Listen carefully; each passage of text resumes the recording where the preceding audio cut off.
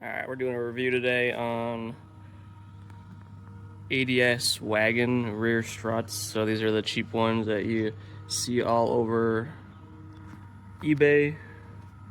And these ran me about 200 bucks for the pair.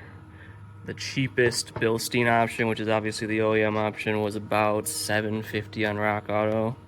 Just going on my wagon here. And we're gonna see how they work. Hopefully they ride good. I've seen some pretty good reviews online, honestly, of these. Yeah, at least doing the job somewhat adequately. So we'll see. Let's go throw them in. So really quick note: the strut comes with a locking nut. OEM is this spinning threaded plate, and I opted to reuse that, but it is very easy to strip that Allen on the top right there. So that fully stripped like super easily. Just be aware, don't over tighten it like an idiot like I did. All right, so installation wise, it's all pretty straightforward. It's kind of annoying on a wagon to get to the top mount here.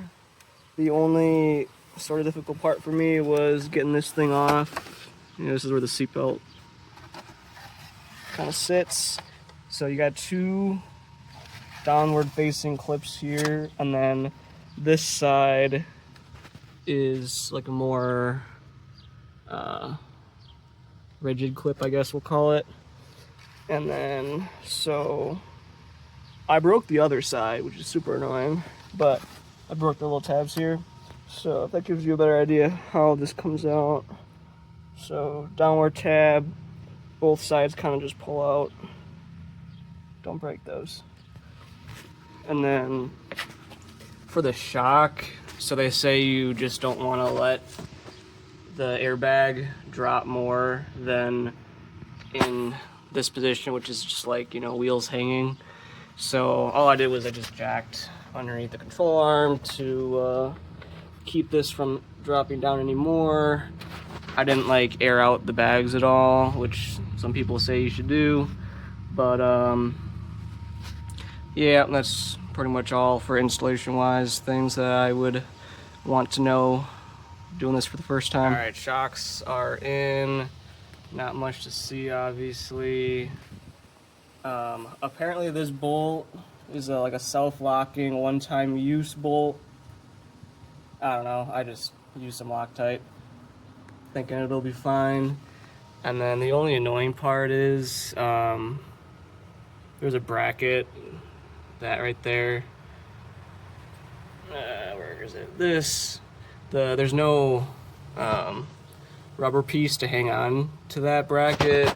Not the biggest deal. It means there's extra slack at the end here, but the old ones were absolutely cooked.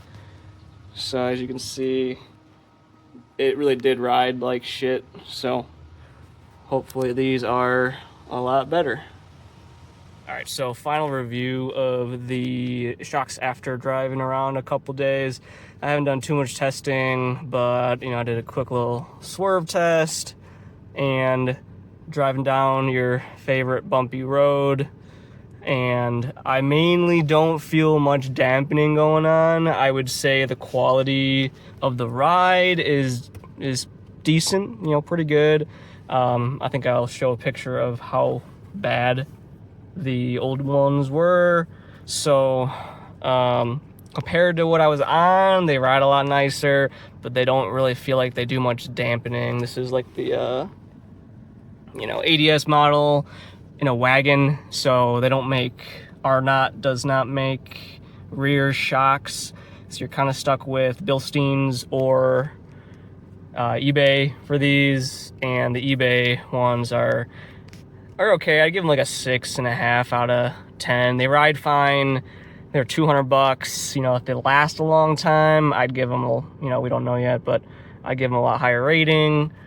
But you probably are going to lose dampening, and that's just what I'm feeling.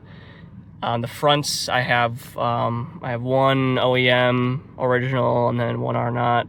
I can definitely feel a lot of dampening when I, you know, do the button. But On the rears, I don't feel much going on. Maybe they are dampening and the rears just don't dampen very much. I don't know, just because my old shocks are so clapped out that I don't have much to go off of. So I only paid $200. I definitely can't complain, but you probably lose dampening. So I'll do a long-term review at some point, but pretty good, no complaints, no ADS. So